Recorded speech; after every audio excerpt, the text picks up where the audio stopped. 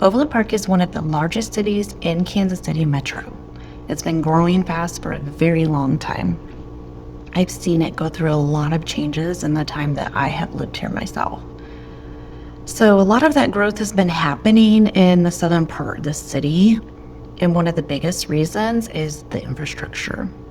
If you've heard people talk about the construction on Highway 69, it's a massive project that's completely changing how people commute through the area. It's been a long-term investment, but it's also making parts of Southern Overland Park much more appealing for people who want newer homes and easier access.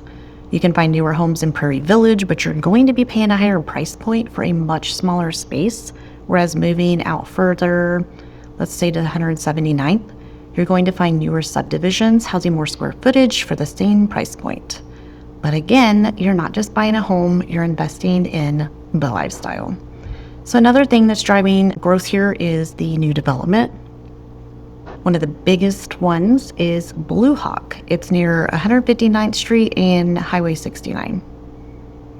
That area is turning into more of a destination and not just a place to live, but it's a place where people come together for sports and restaurants and entertainment.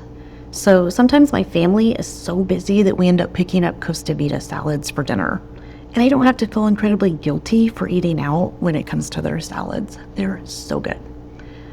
Constantino's is also one of the best grocery stores I've ever been to, and it offers a huge selection of healthy foods in addition to the pre-made hot foods you can just grab and go.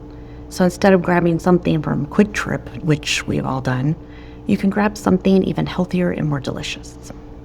So in case you haven't noticed, I'm a little bit of a foodie. And while this might sound like a food rant, it actually matters.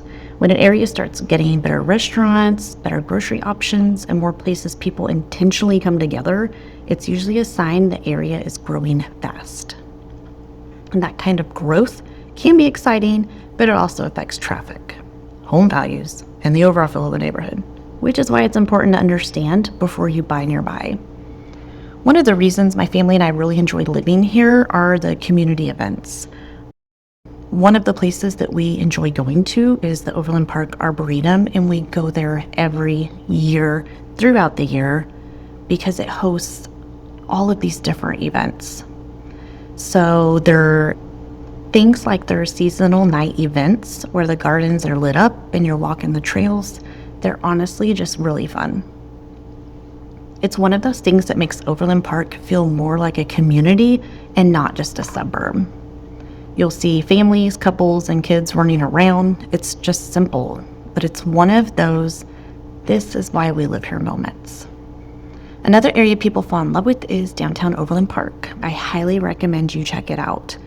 It's got a small town feel. The whole street is just lined with local businesses, restaurants, and shops that you can just take your time walking through and exploring, especially when the weather is nice. There's a bakery down there. They do custom cakes, cookies, and desserts, and they're really good too. It's the kind of place you discover once, and then you're ordering birthday cakes from there every single year. So if you haven't checked it out, I highly recommend it. I always want to be honest because Overland Park isn't perfect for everyone. It's very spread out. You're probably going to be driving most places, and if you're coming from a very walkable city, that can take some adjustment.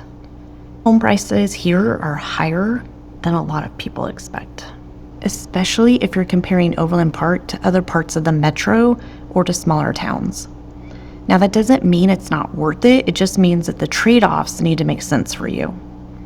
Another really important thing to understand is that where you buy in Overland Park matters a lot. North Overland Park, Central Overland Park, and Southern Overland Park all feel completely different. You have two homes at the same price point that offer completely different lifestyles. That's why so many relocation clients reach out before they start touring. You're not just buying the home, you're investing in a lifestyle, in the community, and that is prevalent in that specific area, not just what looks good online. If you're watching this and you're thinking, okay, that's a lot to think about, I actually created a smart relocation guide to Overland Park, and it breaks it all down in a really clear, organized way. It covers neighborhoods, schools, cost of living, new construction versus resale, and the most common mistakes I see people make. It's the same framework I use with my own relocation clients. You can download it using the link in the description below. And if you're thinking about buying, selling, investing, or even relocating to the area, you can also call or text me directly. I have people reaching out every single week who are trying to figure out their next move, and I'm always happy to have a real conversation about why you're wanting to move here and what you're trying to accomplish. Thanks for watching, and I'll see you guys in the next video.